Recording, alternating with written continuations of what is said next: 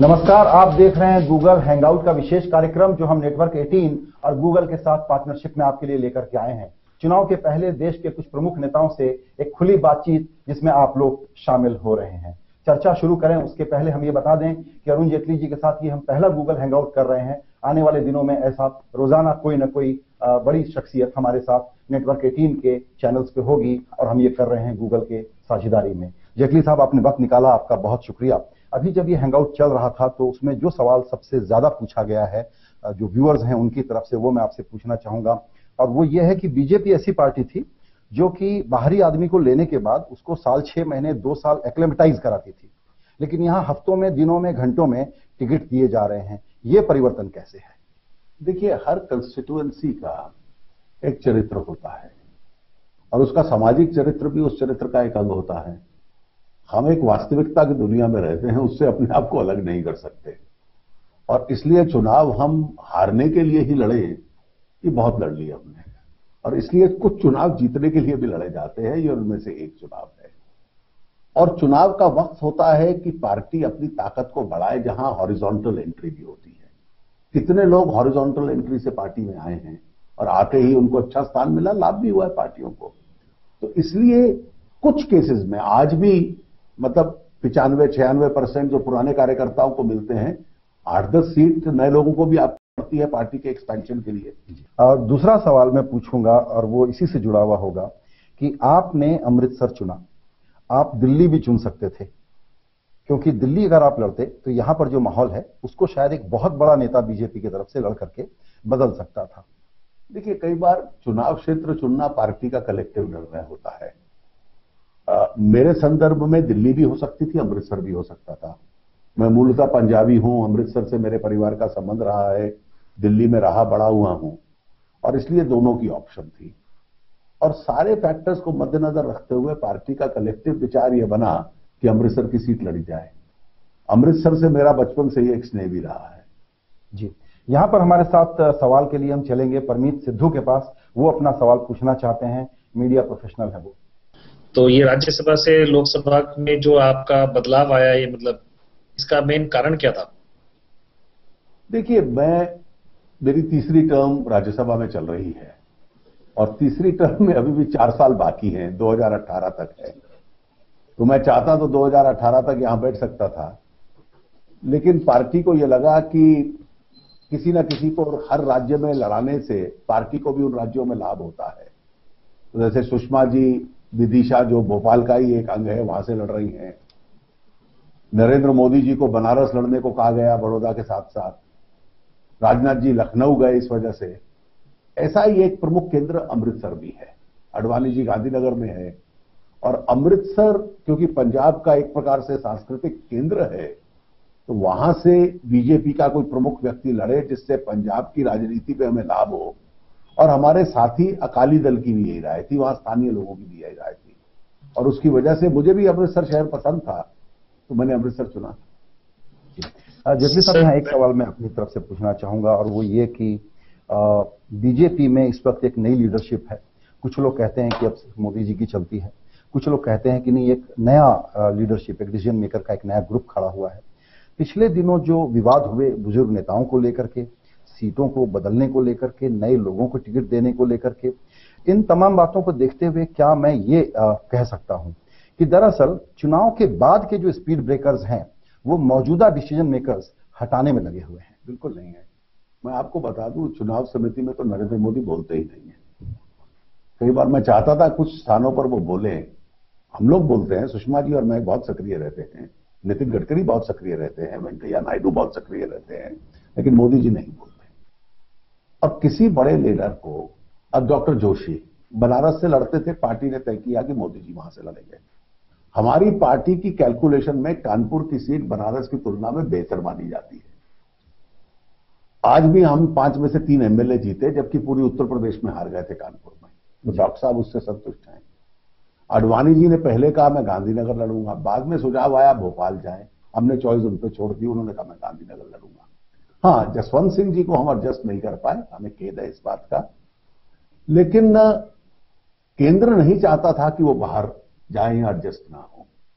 जिस सीट को उन्होंने चुना था वहां का सामाजिक ध्रुवीकरण जो था वो शायद राज्य शाखा को लगता था कि उनको सूट नहीं करता, और अच्छा होता वो थोड़ा संयम दिखलाते। बहुत वरिष्ठ नेता है, 9 बार पार्टी ने उनको पार्लियामेंट में भेजा है, तो एक बार थोड़ी प्रतीक्षा भी करनी पड़ जाए। अभी संभव है कि उनका पर्चा वापस करवाएं आप लोग उनसे बात करके? देखिए, मैं तो आज भी चाहूंगा, वो हमारी पार्टी के लिए एक बहुत अच्छे एसेट थे, वो बहुत अच्छे सोबरिंग इन्फ्लुएंस हैं, और अगर वो वापस ले लें, शायद उस सीमा को वो पार कर चुके हैं, लेकिन वापस ले लें तो हम लोगों के लिए बहुत हर्ष का विषय होगा। बिल्कुल, क्योंकि अभी आपके उत्तरों में बनारस का 2 बार जिक्र आया है, इसलिए उससे जुड़ा हुआ एक सवाल। बनारस में एक व्यक्ति ने ये कोशिश की है कि इस चुनाव को लड़ करके एक बहुत बड़े नेता के सामने अपनी हैसियत, अपनी पार्टी का दायरा इतना बढ़ा लो कि लगे कि हम एक तरह की मुकम्मल फाइट में हैं।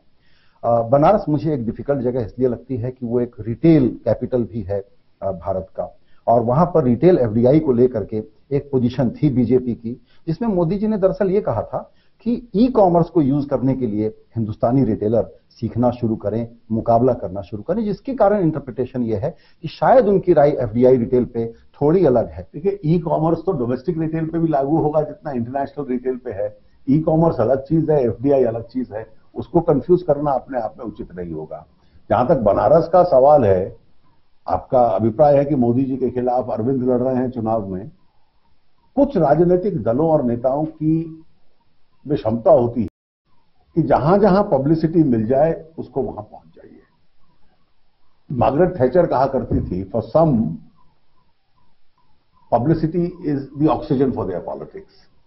आम आदमी पार्टी का वो चरित्र है, इसलिए शीला दीक्षित के खिलाफ लड़ लो, राहुल गांधी के खिलाफ लड़ लो, मोदी के खिलाफ लड़ लो, तो आपको सेंटर स्टेज मिली रहेगी हमेशा। ये उनकी रणनीति है। आपको ये एक इरिटेंट से ज्यादा एक फैक्टर नहीं लगता जिसके लिए बीजेपी को फिक्र करनी चाहिए? देखिए, मैं इस चुनाव में देख रहा हूं, दिल्ली चुनाव में मुझे फिक्र था, लेकिन मैं इस चुनाव में देख रहा हूं, फील्ड में हमारा विरोधी कांग्रेस है, टेलीविजन पे हमारा विरोधी आम आदमी पार्टी है। They are only a television opponent. आइए अगला सवाल, थोड़ा सा हम पहले कुछ आर्थिक मुद्दों पर बात कर लें। उसके लिए कपिल देव कुमार हमारे साथ हैं, एंटरप्रेन्योर हैं, आईआईटी आईआईएम से पढ़े हुए हैं। कपिल देव, आप अपना सवाल पूछिए, इसमें काफी सवाल हैं, संक्षेप में बताइएगा। जी सर, श्री शौरी ने अभी रिसेंटली एक किसी इंटरव्यू में कहा कि श्री मोदी सार्वजनिक क्षेत्र की कंपनियों को मजबूत करना पसंद करेंगे। देखिए, सार्वजनिक क्षेत्र की कंपनियों को डील करने के लिए केवल एक नीति हो ये आवश्यक नहीं है। कुछ ऐसी कंपनियां हैं जो स्ट्रेटेजिक सेक्टर्स हैं जो सार्वजनिक क्षेत्र में रहेंगी, कुछ ऐसी हैं जो सार्वजनिक क्षेत्र में नहीं चल सकती। उसके संबंध में आप डिसइन्वेस्टमेंट की सोच सकते हैं, डिसइन्वेस्टमेंट कैसे करना है ये भी सोच सकते हैं। एक तीसरा मॉडल है, अगर गुजरात के पब्लिक सेक्टर्स का आप जिक्र करें तो गुजरात के सभी पब्लिक सेक्टर घाटे में थे आज से 15 साल पहले। आज गुजरात के सभी पब्लिक सेक्टर्स प्राय प्रॉफिटेबिलिटी में है। पब्लिक सेक्टर को ऑटोनॉमी और इंडिपेंडेंस देकर, प्रोफेशनल मैनेजमेंट देकर क्या आप टर्न अराउंड कर सकते हैं? गुजरात ने यह दिखलाया है। तो यह निर्भर करता है कि किस तरीके की वर्क कल्चर आप वहां बनाते हो, और हर पीएसयू के ऊपर एक इंडिविजुअल नीति आपको तय करनी पड़ेगी, जनरलाइज पॉलिसी नहीं हो सकती। जेटली साहब, यहां एक शिकायत अब सामने आ रही है। मोदी जी ने आर्थिक विषयों पर जितनी बातें कही, आप लोगों ने कही, तो हमको आशा ये थी कि बहुत ही स्पेसिफिक डॉक्यूमेंट के तौर पर हमारे सामने एक चीज होगी चुनाव के काफी पहले। अब चुनाव प्रचार के ठीक पहले आप जब अपना मैनिफेस्टो लेके आएंगे तो एक वास्तविक और अच्छी पब्लिक स्क्रूटनी का वक्त नहीं होगा। मुझे थोड़ा शक है कि आप लोग थोड़ा वेगनेस में जानबूझ के भी ट्रीट कर रहे होंगे। देखिए, कई बार मैनिफेस्टो थोड़े से वेग रहे हैं, उसमें अपने आप में बुराई नहीं होती, क्योंकि लोग अपने आप को बांध लेते हैं। लेकिन मोदी जी स्पेसिफिक्स में जाने से घबरा रहे हैं, ऐसा नहीं है। जनवरी के महीने में दिल्ली में जो सम्मेलन हुआ बीजेपी का, उनका पूरा 1.25 घंटे का भाषण इकोनॉमिक मेजर्स के ऊपर था। उसके बाद जो एक इकोनॉमिक सेमिनार दिल्ली में हुआ, जिसके आरंभ में मैं बोला और अंत में वो बोले, सिर्फ स्पेसिफिक क्या क्या करना चाहिए हम लोगों ने उसमें हाईलाइट किया है। तो there is enough commitment which we have made in the public domain. बिल्कुल। आइए एक और सवाल आर्थिक मसले से ही जुड़ा हुआ है, और वो है विशाल अग्रवाल का। पूछिए विशाल, अब अपना सवाल। नमस्ते, मेरा सवाल जीएसटी से रिलेटेड है। मैं ये जानना चाहता हूँ, भारतीय जनता पार्टी यदि अगला इलेक्शन जीतती है तो जीएसटी के ऊपर उसकी क्या राय और पोजीशन रहेगी, और इसके अलावा क्षेत्रीय पार्टियां जो अलग अलग राज्यों में हैं, उनके साथ आप किस तरह मिलके ये काम करना संभव कर पाएंगे? देखिए, भारतीय जनता पार्टी कभी जीएसटी के खिलाफ थी ऐसा नहीं था। कुछ राज्य सरकारें जीएसटी के खिलाफ थी, पर्टिकुलरली जो नॉन कंज्यूमिंग स्टेट्स, और उनको शक था कि अपने टैक्स कलेक्शन के पावर हमने अगर केंद्र को दे दिए तो केंद्र शायद हमारे साथ फेयर नहीं होगा, हम अपने हाथ काट के उनको दे रहे हैं। इसलिए हम लोग चाहेंगे कि जो कम विश्वास था यूपीए की फेयरनेस के अंदर, उस विश्वास को हम लोग कायम करें, और उस विश्वास को कायम करने के बाद अगर जीएसटी शीघ्र लाया जा सकता है तो निश्चित रूप से हम लोग उसको लाने का प्रयास करेंगे। एक दूसरा मसला जो एक तरीके का टेस्ट केस बनेगा कि बीजेपी का अप्रोच क्या होगा क्रिटिकल मुद्दों की तरफ, और वो सामने आ गया है चुनाव आयोग की वजह से गैस प्राइसिंग का मुद्दा, जिसमें सरकार को 1 अप्रैल से लागू करना था। मेरा ख्याल है सरकार ने ही जाकर के चुनाव आयोग से पूछा तो चुनाव आयोग ने कहा कि अच्छा आप टाल दीजिए। एक बड़ा तबका है जो कहता है बहुत ही गलत फैसला है, एक तबका कहता है कि ठीक फैसला। गैस प्राइसेस बढ़े हैं, इसका कंज्यूमर पे बहुत असर पड़ेगा। अब उस बढ़ाने का आधार क्या था? क्या उसको बढ़ाने के लिए आपने केवल अंतर्राष्ट्रीय प्राइसेस देखे हैं, या आपने कॉस्ट प्लस फॉर्मुलेशन लिया है? रंगाराजन कमेटी की जो रिपोर्ट सामने आई है उसके बाद सरकार ने जब स्वीकार किया तो यशवंत सिन्हा ने पार्लियामेंट्री स्टैंडिंग कमेटी के माध्यम से कहा इस पर पुनः विचार कीजिए, सरकार करेंगे। सौभाग्य से अब वो स्थिति आ गई है। मैं मानता हूं कि अगली सरकार को इसको पुनः विचार अब करना ही पड़ेगा, और पुनः विचार करने में इसमें 3 चीज होंगी। गैस और ऑयल सेक्टर सफर ना करे, केवल पॉपुलिज्म के नाम पर सफर करे वे नहीं है। डिसीजन मेरिट पे हो, प्रेफरेबली कॉस्ट प्लस आधार के ऊपर हो, क्योंकि इसमें से बहुत बड़ी रकम जो है वो सरकार को भी मिलती है, क्योंकि ओएनजीसी भी इस प्रोसेस में शामिल है। जो प्रॉफिट गैस मिलता है उसका भी सरकार को लाभ होता है, निजी क्षेत्र को भी लाभ होता है।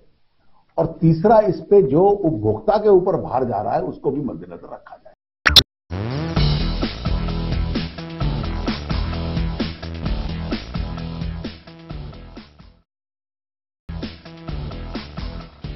एक सवाल आपके पेशे से भी जुड़ा हुआ है और वो है न्यायपालिका से जुड़ा हुआ सवाल। तन्मय झा पूछना चाहते हैं जस्टिस सिस्टम के बारे में।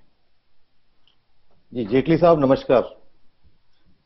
मेरा सवाल आपसे ये है कि हमारे देश की न्याय व्यवस्था बहुत स्लो है, केसेस का बैकलॉग लाखों में है, लोग स्लो जुडिशियल सिस्टम और का फायदा उठाते हुए करप्शन और क्राइम कर रहे हैं। इस स्थिति में जबकि बीजेपी की सरकार आने के स्ट्रॉन्ग चांसेस हैं, अगर आपकी सरकार आएगी तो किस तरह के लीगल रिफॉर्म की हम उम्मीद रख सकते हैं? ये हमने पहले जो प्रोसीजरल कानून थे बदले थे, वो एक कंटिन्यूअस प्रोसेस है। आपको ऑल्टरनेटिव डिस्प्यूट रिड्रेसल मैकेनिज्म्स को स्ट्रेंथन करना पड़ेगा।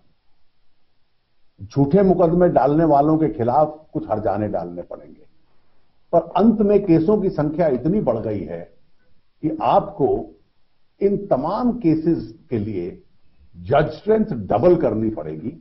एक मुश्त नहीं कर सकते, तो 10-20% हर साल करके जज स्ट्रेंथ को बढ़ाइए, उसके अलावा देश में कोई ऑप्शन नहीं है। यहां पर चूंकि आजकल चुनाव का मौसम है तो सब लोग अपनी नंबर क्रंचिंग करते हैं। इस वक्त देश में जितने लोग हैं वो अपना एक आंकड़ा बना रहे हैं। हम सुनते हैं कि बीजेपी में एक 160 का क्लब है, एक 230 का क्लब है। क्या कमेंट है आपका? मैं 272 के क्लब का सदस्य हूं इसलिए पूरी 272 सीट हमारी आए, हम इसके लिए प्रयास कर रहे हैं और एनडीए अपनी सरकार बनाए। एक सवाल जो बहुत ज्यादा विवाद में है और आपसे बार बार पूछा जाता है वो ये है कि जो अपना एक्सपांशन, अपना दायरा बीजेपी बढ़ाना चाहती है, एलाइज के तौर पर हुआ है, अलग अलग वोट वर्ग के तौर पर हुआ है, लेकिन मुसलमानों को अपने साथ जोड़ने के मामले में देखिए, हमने इस बार टिकट भी दे रहे हैं कुछ स्थानों पर, और हम लोग प्रयास कर रहे हैं, जैसे असेंबलीज में भी हमें वोट मिला था, इस बार वोट में इंप्रूवमेंट। तो फिर यहां पर इल्जाम ये लगेगा कि अब तक आप लोग आइडेंटिटी की इस पॉलिटिक्स में और इस जुबान में पढ़ना नहीं चाहते थे। देखिए, अभी तक जिद से नहीं आज अब पढ़ रहे हैं। आज गवर्नेंस का इश्यूज पे चुनाव हो रहा है और उसका हिंदू मुसलमान हर मजहब को उतना लाभ मिलने वाला है। बिल्कुल। एक सवाल गूगल प्लस पे हमारे एक दर्शक ने पूछा है, कुणाल कामदार, बड़ा दिलचस्प सवाल है। उनका कहना है कि एक ऐसी कोई तकनीक बताइए, एक तजवीज बताइए कि बीजेपी ने जो भी वादे किए हैं उन वादों को हम रियल टाइम पे एक्शन टेकन के तौर पर पूरे किए कि नहीं किए। देखिए, किसी भी सरकार को, किसी भी पार्टी को बार बार चुनाव लड़ना पड़ता है। वायदे पूरे नहीं करेंगे तो अगले चुनाव में लोग सबक सिखला देंगे। कुछ तो आप लोकतंत्र की ताकत के ऊपर भी चलाने का प्रयास करें। बिल्कुल। एक सवाल आखिर में पूछूंगा जो कि गूगल प्लस से आया है और वो सवाल बड़ा ही दिलचस्प है। 4 लोगों ने पूछा है, कुछ सवाल जैसे मैंने बताया 50 लोगों ने, 25 लोगों ने, और वो सवाल ये है कि आपको लगता है कि पूरे सोशल स्कीमों में एक जो टेस्ट केस होगा, कसौटी होगी, वो होगी शौचालय बनाना, और ये बीजेपी के लिए कितनी बड़ी देखिए, हमने ऐलान किया है कि हमारा लॉन्ग टर्म ऑब्जेक्टिव है हर घर में टैप, हर घर में लाइट हो, हर घर में टॉयलेट हो। वो इस देश के लिए एक उद्देश्य बन सकता है। एक और सवाल है मेरा, ये आखिरी सवाल होगा वास्तव में, वो ये है कि बहुत लोग ये कहते हैं कि जिस प्रकार से बीजेपी ने और मोदी जी ने कैंपेन चलाया, अब चुनाव के बिल्कुल इस मुकाम पे आके कहीं थोड़ा पीक आउट होने का खतरा तो नहीं है? देखिए, ये मीडिया की कॉन्सेप्ट है, पीकिंग टू अर्ली ये वास्तविकता में नहीं होता। बिल्कुल।